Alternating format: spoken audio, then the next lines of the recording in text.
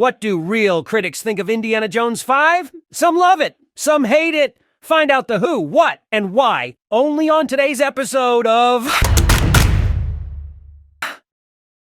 Well, it seems like our dear old friend Indiana Jones is back for another round of adventure in Indiana Jones and the Dial of Destiny. And by adventure, I mean a roller coaster ride of reviews that range from "this is a masterpiece" to "why did they even bother?" I saw it in Cannes, and I liked parts, but thought the last hour or so was horrible. But this is not about me. It is about people who get paid to write reviews for a living.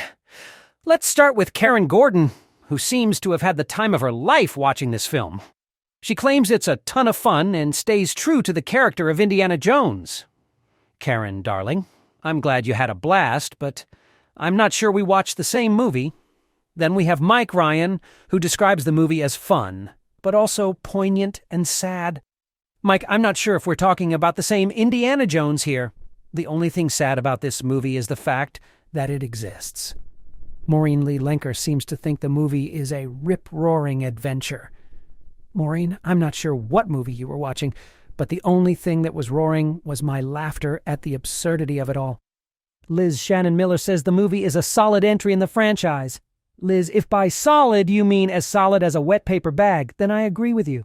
Lex Briscuso from Slash Film calls the movie an action-packed, high-octane super soaker of a film. Lex, the only thing this movie soaked was my time and patience. John Nugent from Empire thinks the movie is a fitting goodbye to cinema's favorite grave robber. John, the only thing fitting about this movie is how fitting it is that it should be buried and forgotten. James Mottram calls the movie a terrific thrill ride. James, the only thing thrilling about this movie was the end credits because it meant I could finally leave the theater. Soren Anderson says that Ford invests Indy with an inner depth not previously seen. Soren, if by inner depth you mean the ability to make me wish I was anywhere but in the cinema, then yes, I agree. Brian Truitt thinks the movie is a solid Indiana Jones adventure. Brian, the only thing solid about this movie was the rock-hard seat I had to sit on for 2.5 hours. Mick LaSalle says the movie is a lot of fun. Mick, I think you and I have very different definitions of fun. Steve Pond thinks the movie stuck the landing. Steve, the only thing this movie stuck was a knife in the back of the Indiana Jones franchise. Dana Stevens says the movie clips along nicely. Dana, the only thing I wanted to clip was the film reel so I could escape the cinematic nightmare. Bill Jabiri thinks the movie is fun.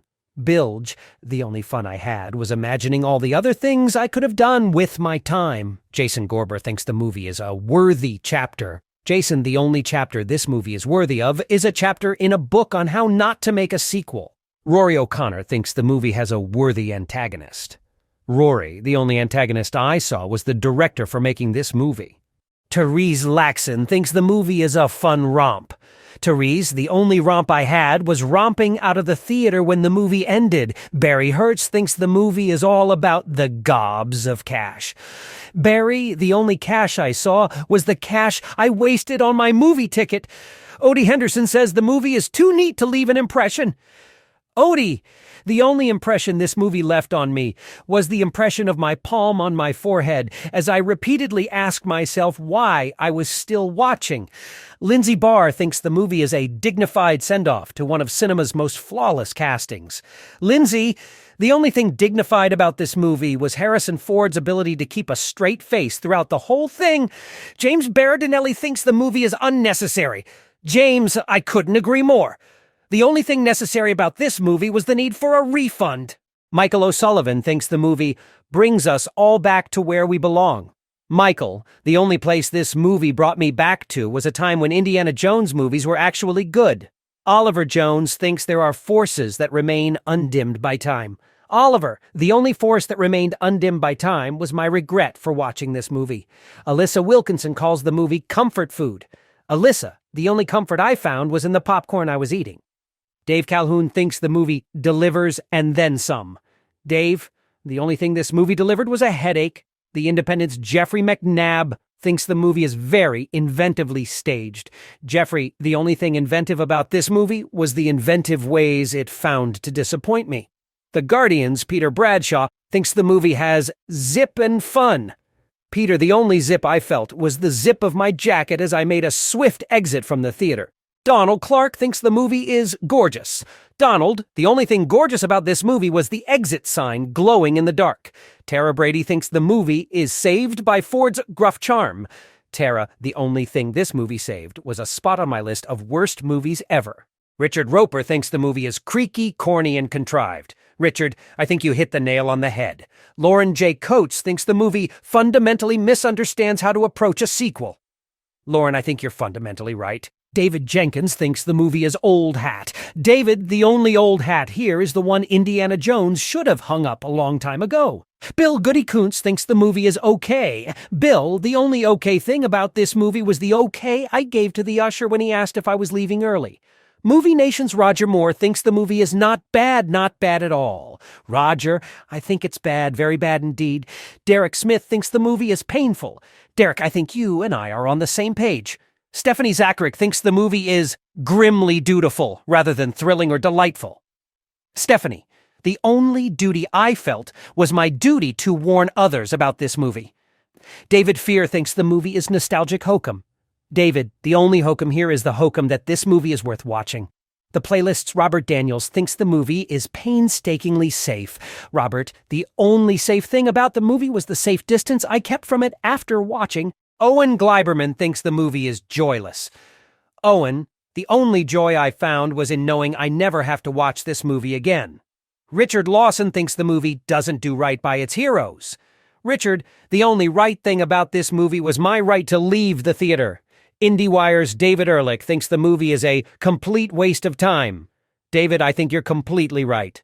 Richard Whittaker thinks the movie is struggling to stand beneath the weight of its history.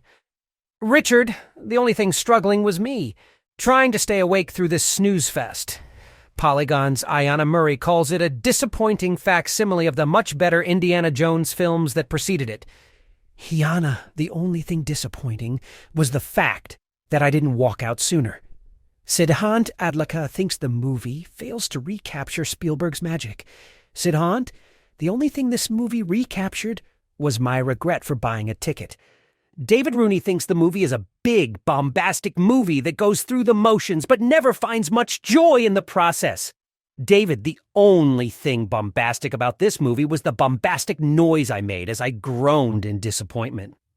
Tim Grierson thinks the movie is pillaging our collective fond memories of a once great franchise. Tim, the only thing this movie pillaged was my hope for a good Indiana Jones sequel. The Telegraph's Robbie Collin thinks the movie is a counterfeit of priceless treasure. Robbie, the only thing counterfeit about this movie was its claim to be a worthy successor to the original Indiana Jones movies. So there you have it, folks. Indiana Jones and the Dial of Destiny. A movie that seems to have divided critics more than the last presidential election. Some loved it, some hated it, and some were just left wondering why they didn't stay home and watch the original trilogy instead. But hey, at least we can all agree on one thing. Harrison Ford still looks great in that hat.